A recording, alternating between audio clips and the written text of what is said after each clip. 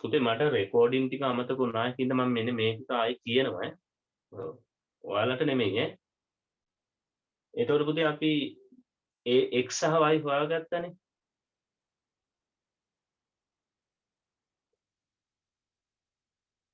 x හා y හොයාගත්තනේ අපි. ඒක සාධාරණ සමීකරණයට ආදේශ කරනවා. මේ තියෙන සාධාරණ සමීකරණ. xy. x ගේ අපි හොයාගත්තා ධන දෙකෙන් එක. y හොයාගත්තා ඍණ දෙකෙන් එක. ඒ දෙන්න ආදේශ කරනවා. එතකොට මේ ඍණ බලය නැති කරගන්න මම ඉරෙන් යටට ගන්නවා මේ.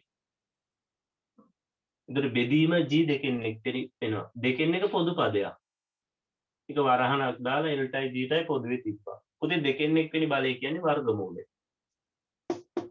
ඒක ආදේශ කරපුවම ඔන්න අපි බලාපොරොත්තු වුණ සමීකරණය ලැබෙනවා. සරල අවලම්බයක දෝලන කාලාවර්තය හා සම්බන්ධ සමීකරණය. t සමානයි k වර්ගමූල l බෙදීම. දැන් අපි ඉගෙනගෙන ඉවරයි පියවර 6 සහිතව සමීකරණයක් ගොඩනගන්න. දැන් මේ පියවර 6 දිහා බලාගෙන දැන් නෝට් එක ළඟ තියෙනවා. ඔව් දැන් රෙකෝඩින් එකේ කියලා බෑ දැන් මේ ක්ලාස් එකේ හිටපු නැති ළමයි. දැන් මම මේ කියපුවාම මේ කාලයකට වැය කරන්න ඕනේ. ටියුට් එකේ 67 වෙනි ගාන. හරිද? දැන් ක්ලාස් එකේ ඉන්න ළමයි නම් මෙන්න මේ ගාන හැදුවා. දැන් හදලත් ඉවරයි. ඔයාලත් දැම්ම හරිද? මම කාලය දෙනවා. ගාන හදන්න 67 වෙනි ගාන. ඒකේ තියෙන්නේ 67 හරස්කඩ වර්ගඵලය A ප්‍රවේගයේ v වන 30ක් ප්‍රවේගයෙන් ගමන් ගන්නා විට එහි ක්ෂමතාවයේ p රඳා පවතිනවලු.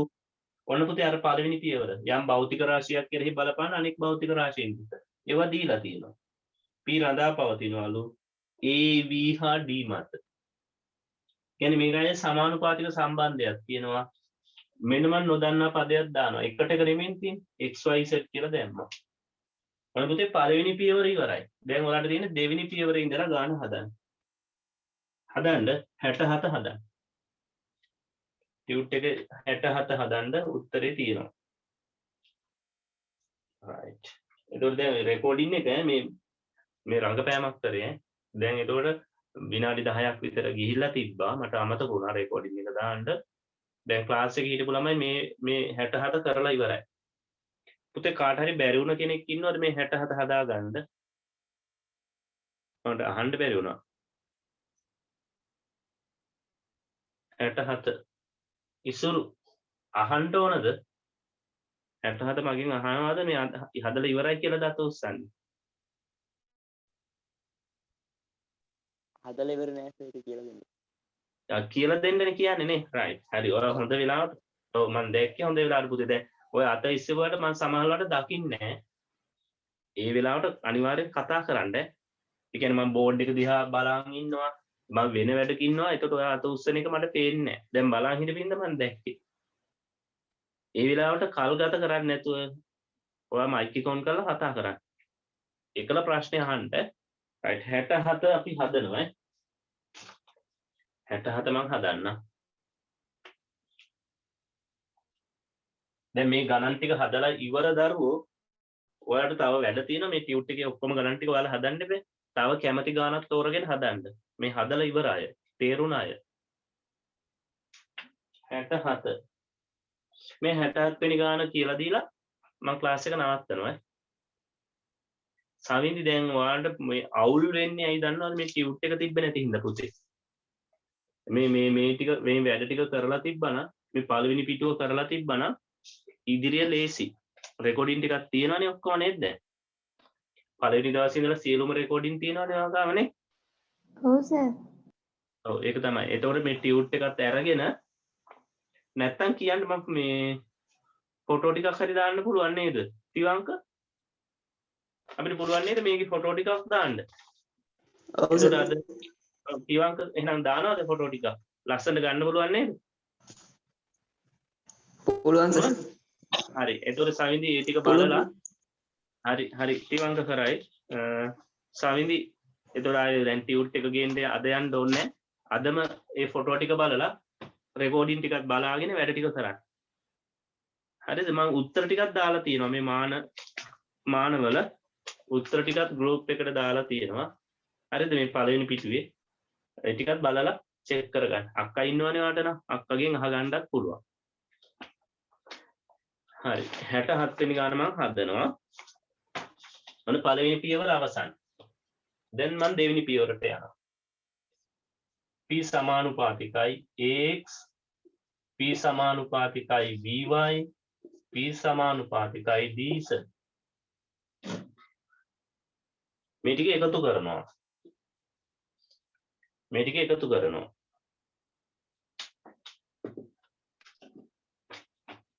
p සමානුපාතිකයි ax by dz. තවම සමීකරණයට ගියේ නැහැ. ඔන්න සාධාරණ සම්බන්ධයට ගියා. ඔන්න සමීකරණයට යනවා. දැන් සමානුපාතික නියතයකින් ගුණ කරනවා. k. ඉතින් ටික ලියනවා ax by dz කියලා ලිව්වා.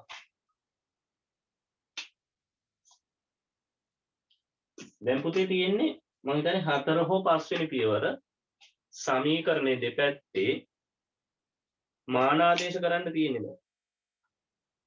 මානාදේශ කරන්න තියෙන්නේ. ඉසුරු පැහැදිලි නැත්තම් කියන්න ඕන. දැන් මම වැඩේ කරගෙන යනවා ටක් ගාලා මයික් එක ඔන් කරලා කියන්න. මැසේජ් දැම්මොත් මට පේන්නේ නැහැ. දැන් පුතේ මේ දෙපැත්තේ මානාදේශ කරනවා. ක්ෂමතාවයේ මාන, වර්ගඵලයේ මාන, ප්‍රවේගයේ මාන, ඝනත්වයේ මාන ආදේශ කරගෙන යනවා. ක්ෂමතාවයේ මාන දැන් මට මතක නැහැ කටපාඩම් නැහැ. මම ටක් ගාලා කොට නගනවා මෙන්න. ක්ෂමතාවය කියන්නේ පුතේ කාර්ය බෙදීම කාලය.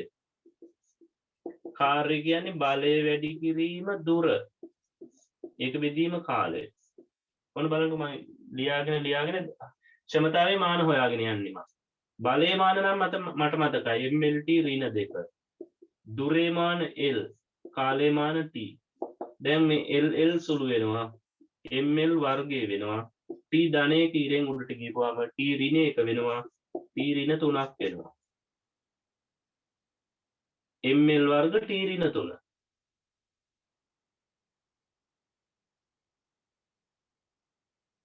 ඔන්න ක්ෂමතාවයේ මාන ML වර්ග T ඍණ 3. දැන් ඒක මෙතෙන්ට ආදේශ කරනවා. ඒක පැත්තකින් කරගත්තා. මතක නැත්තම් ගොඩ නගනවා ඉක්මනට. සමිති පැහැදිලි ඇතිනේ. ML වර්ග T ඍණ 3 කියලා ලිව්වා මේ පැත්තේ. අර පැත්තේ k මේ වර්ගඵලය. ඒක L වර්ගය. ඒකේ x වෙනි බලය. මේ ප්‍රවේගය LT ඍණ 1. ඒකේ y වෙනි බලය. මේ පුතේ d ඝනත්වය ස්කන්ධය බෙදීම පරිමාව ml ඍණ 3 ඒකේ z වෙනි බලය.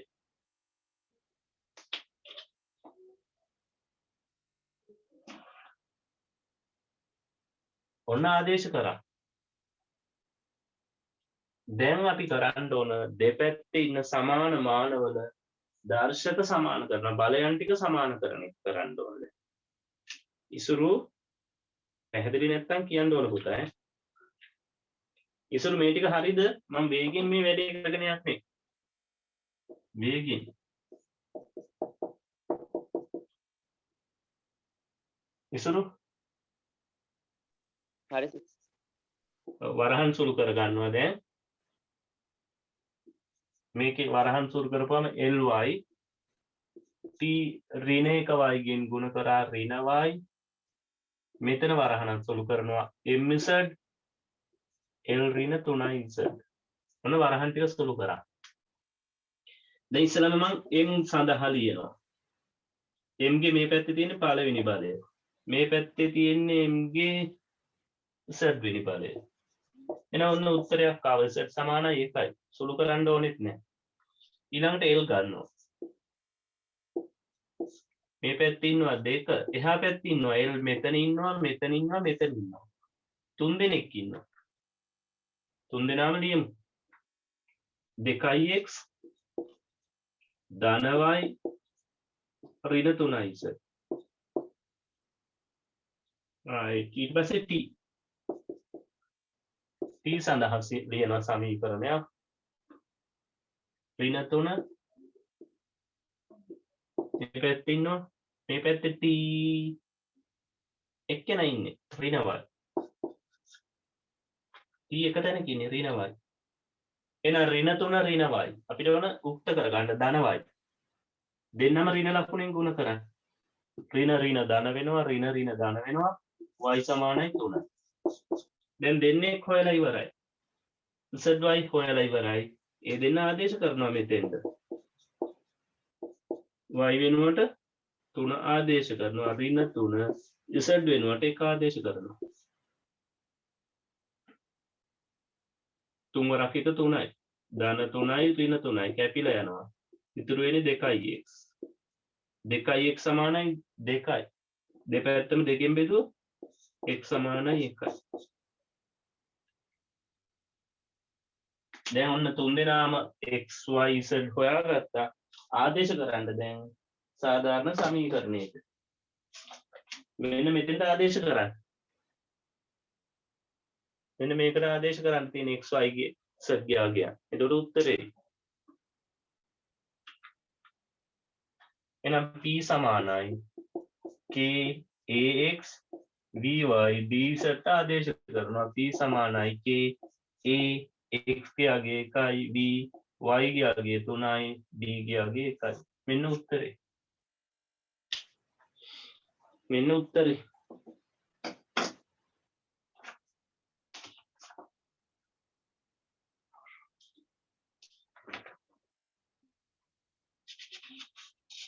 දැන් පුතේ මේ ටියුට් එකම ඉවර කරන්න පුළුවන් සමිති ටියුට් එක ගන්න ටෑ ක්ලාස් එකට ගිහිල්ලා ශ්‍රීවංකට මේ ඔක්කොම පිටු 24ක් තියෙනවානේ පිටු 24ම ඔයාලට ෆොටෝ දාන්න බැරි වෙයි ශ්‍රීවංක පිටු 5ක් විතර දාන්න පිටු 5ක් විතර දාන්න පළවෙනි පිටු 5 දාන්න හා සර් හරි නැත්නම් මේ ඉතින් මේ පුතේ සමිති කලබල නැතුව ක්ලාස් එකට ගිහිල්ලා අද යන්න එපා අද මේ දැන් අද දාන ෆොටෝ ටිකෙන් වැඩ ටික කරන්න ක්ලාස් එකට ගිහලා ෆොටෝ ටිකක් පෙන්නලා ටියුට් එකේ ඉන්න. එතකොට හරිනේ. පළවෙනි ෆොටෝ එක පෙන්නලාම ටියුට් එකේ ඉන්න.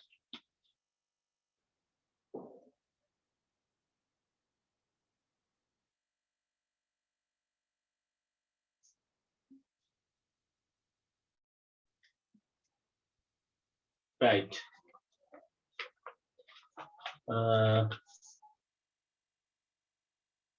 හත්වෙනි පිටුවේ අපි MCQ එකක් බහුවර්ණයක් කරමු. හත්වෙනි පිටුව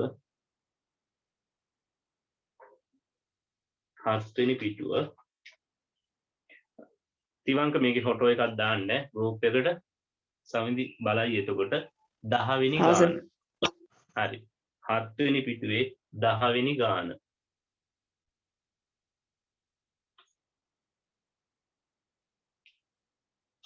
දැන් මේ ක්ලාස් එකේ නැති ළමයි හරිද දැන් මේ MCQ එක කරන්න කලින් දැන් ඔයාලා රෙකෝඩින් එකනේ බලන්නේ මේ MCQ එක කරන්න කලින් දැන් 67 අපි හදුවේ ඔයාලා මගේ මේ මම හදපු එක බලන්න නැතුව ඊට කලින් කරන්න ඕනේ හරිද ගාන බලන්න කලින් කරන්න ඕන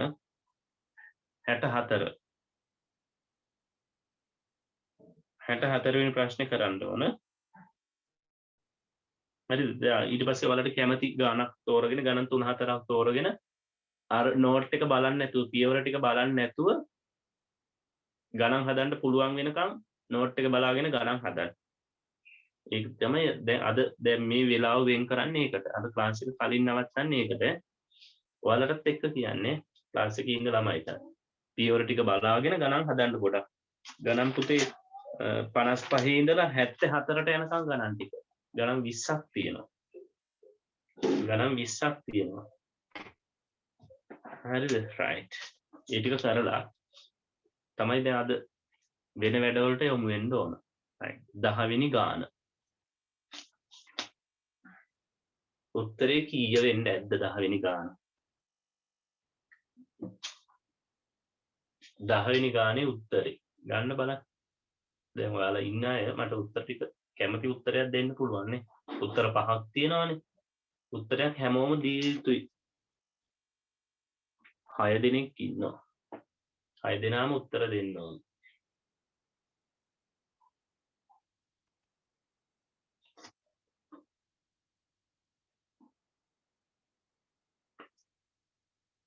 ඉසුරු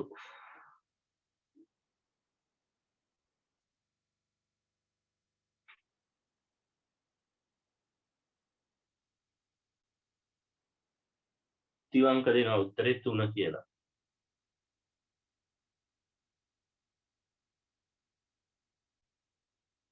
තව කවුද උත්තරේ දෙන්නේ? තිවංක ওই ප්‍රශ්නේ කලින් කරලා තියෙනවද කොහෙද නේද? එකයි ඉක්මනට උත්තරේට එන්න පුළුවන් වනේ. තුන්වෙනි එක හරිද වැරදිද දන්නේ නැහැ.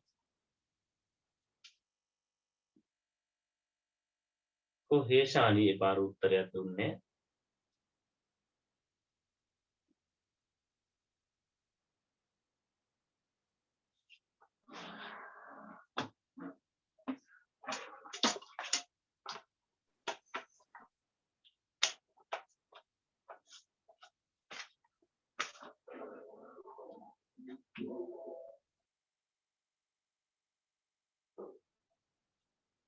කොහොම උත්තර නැද්ද?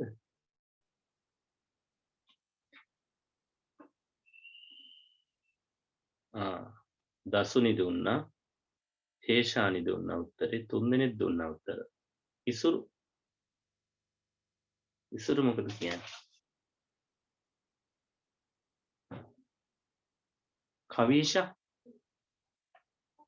කවිෂත් උත්තරේ දුන්නා.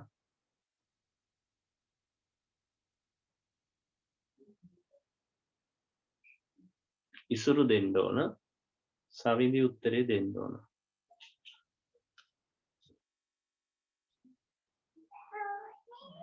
right.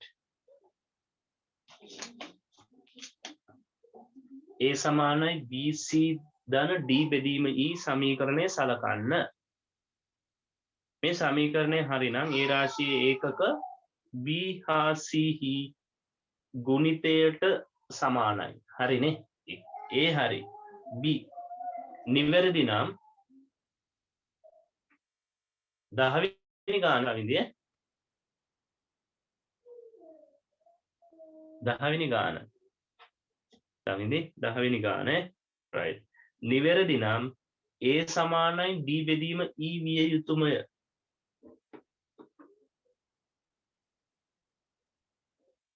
ඉතින් පද තුනක් තියෙනවා.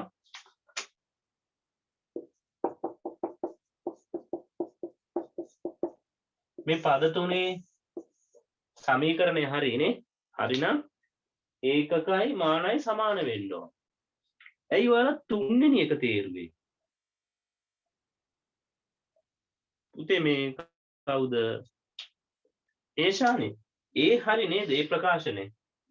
නිවැරදි නම් A ගේ මාන නැත්නම් ඒකක හා මාන දෙන්නම.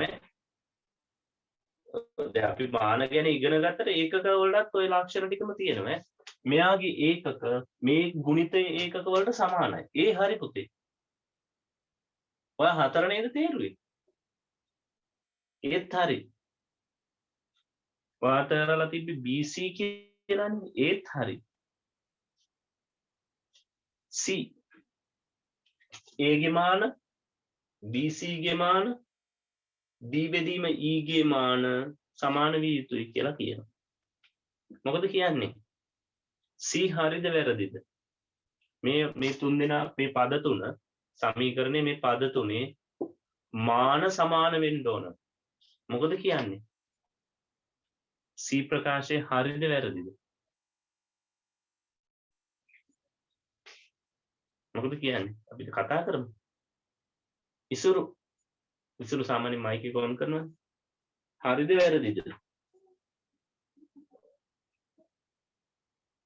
තිවංක ඉසුරු ඇයි 4 මේ C වැරදිද? ඔයත් තුන්වෙනි උත්තරේ තෝරලා තිබ්බේ.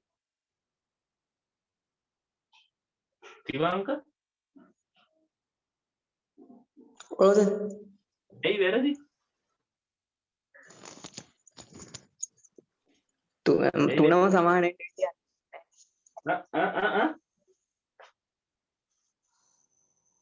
මේ තුන් දෙනාගේ මාන සමාන වෙන්න ඕන කියලා තියෙනවා. ඒක වැරදියි.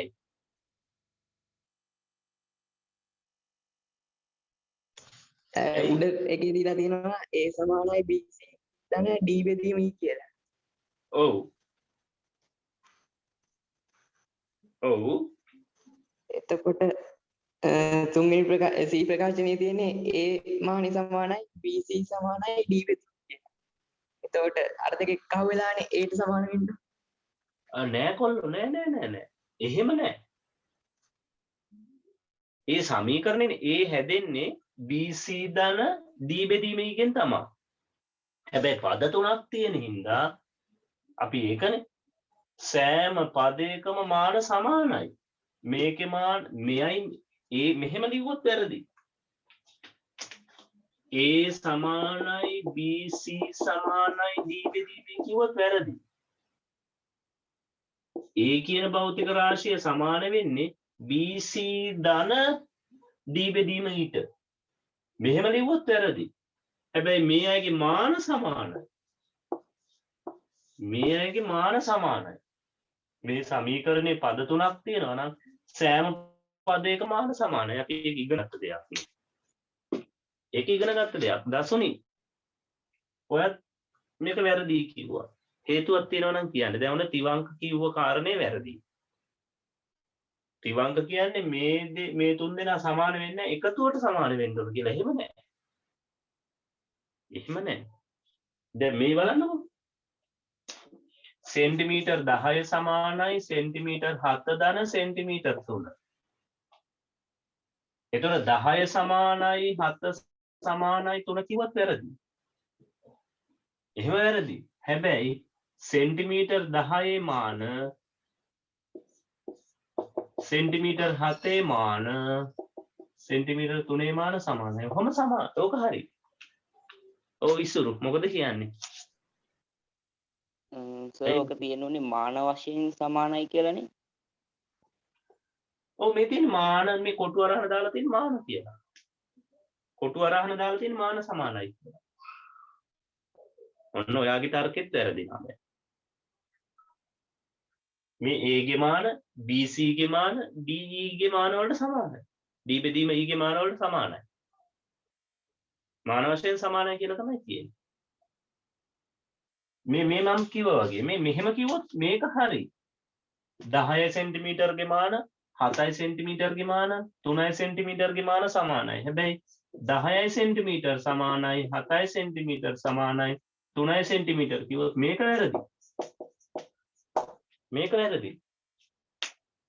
10 7 3 සමාන නැහැ. හැබැයි මේ සෙන්ටිමීටර් 10 මාන දිග. සෙන්ටිමීටර් 7 මාන දිග. සෙන්ටිමීටර් 3 මාන දිග. ඒව සමානයි. දසුනි මොකද කියන්නේ? දසුනි මේ C ප්‍රකාශය වැරදි කියලා තෝරලා තිබ්බේ. මොකද කියන්නේ? දැන් උන තර්ක දෙකක් ආවා. දැන් එහෙම කතා කරන එක හොඳයි. බලන්න ඒක ඔයාලා තව ඉගෙන ගන්නවා. දසුනි ඉන්නව නේද? හේෂානිට උනත් අදහස් දක්වන්න පුළුවන්.